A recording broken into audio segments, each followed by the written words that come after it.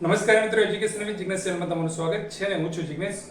મિત્રો, વિદ્યા સહાયક ભરતી 1 થી 5 માં અત્યારે જે પ્રોવિઝનલ મેરિટ આવ્યું છે અને સાયન્સના ઉમેદવારો જે છે, ઘણા બધા મિત્રો આપણને કોમેન્ટ કરતા હોય છે કે સાયન્સનું મેરિટ કેવું રહેશે અને સાયન્સમાં કેટલા ઉમેદવારો છે ખબર નથી પડતી. તો આ બધી અસમંજસતા જે છે એ પ્રવર્તે છે અને સાથે સાથે સામાન્ય પ્રવાહના ઉમેદવારો માટે પણ એવું છે કે આપણું જે મેરિટ જે છે એ કોમન મેરિટ આપવામાં આવે છે અને કોમન મેરિટમાં આપણને એ ખ્યાલ નથી આવતો કે સાયન્સના ઉમેદવાર એકચ્યુઅલીમાં કેટલા છે અને કેટલા જે છે જનરલ એટલે કે આપણા સામાન્ય પ્રવાહના ઉમેદવાર છે.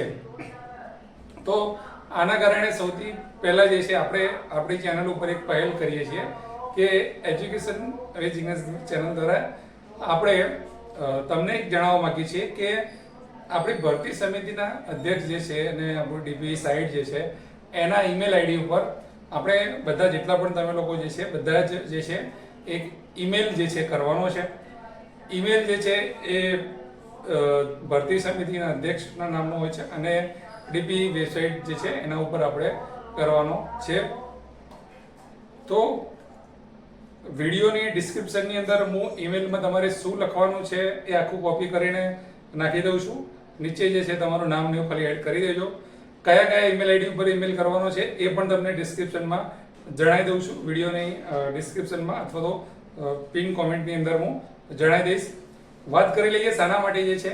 તો આપણી જે આપણું ફાઇનલ મેરિટ આવે એ ફાઇનલ મેરિટની અંદર સમિતિ દ્વારા એવો સુધારો કરવામાં આવે કે જે પણ ઉમેદવાર જે છે એને નામની સામે એ સાયન્સ પ્રવાહનો છે એવું જે છે એ ઉલ્લેખ કરવામાં આવે અને જનરલ જે છે એનો સામે ઉલ્લેખ ના કરે તો ચાલે, કારણ કે સામાન્ય અને સાયન્સ બંને જ પ્રકારના ઉમેદવારો આપણે છે.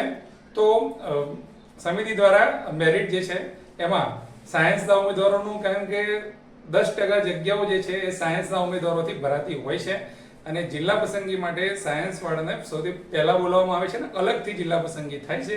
જોકે એમની બચેલી જગ્યાઓ સામાન્યમાં કન્વર્ટ થતી હોય છે, પણ સાયન્સની જિલ્લા પસંદગી જો અલગ થતી હોય, એની કેટેગરી વાઇઝ જગ્યાઓ જો અલગ આવતી હોય તો સાયન્સનું મેરિટ પણ જે છે અલગ આવવું જોઈએ.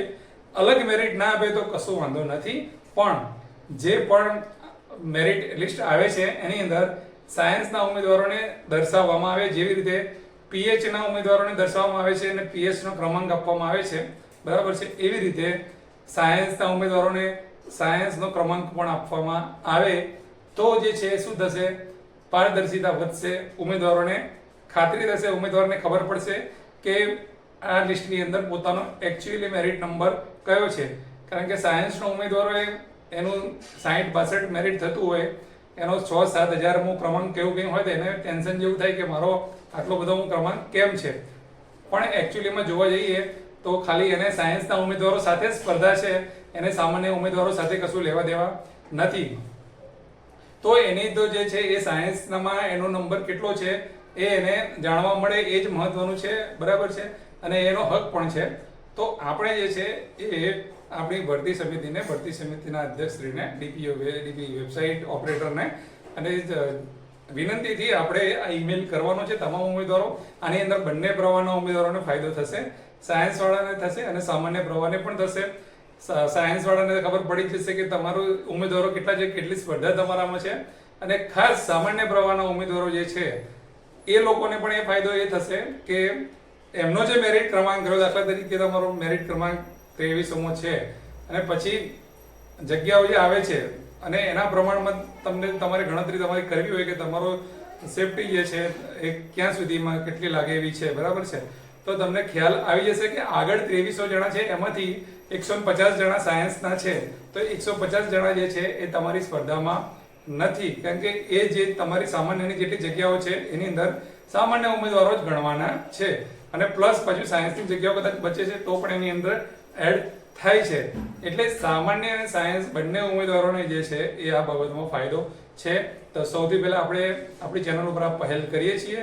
તો આ પહેલ જે છે તમને સારી લાગી હોય તો વિડીયોને લાઈક જરૂરથી કરજો, શેર જરૂરથી કરજો કે મોટાભાગના ઉમેદવારો સુધી, આપણા જેટલા પણ 10,000 ઉમેદવારો જે છે તમામ ઉમેદવારો સુધી આ વિડીયો પહોંચી જાય અને જેટલા વધુ પ્રમાણમાં ડીપી અને વીએસબી ઉપર ઈમેલ જશે કદાચ નિર્ણય એવો લેવાઈ શકે અને જો એફએમએલમાં આ બાબત દર્શાવીને આવે તો આપણા તમામ માટે જે છે એનાલિસિસ કરવું પણ ખૂબ સરળ બની જશે અને તમને પોતાને પણ એકચ્યુઅલી ખ્યાલ આવી જ જશે, કોઈને પૂછવાની બી જરૂર નહીં પડે કે એકચ્યુઅલી સ્પર્ધા કેટલી છે. જિલ્લા પસંદગી વખતે પણ તમને ખબર પડશે કે તમારો જે તે કેટેગરીની અંદર કયો નંબર છે.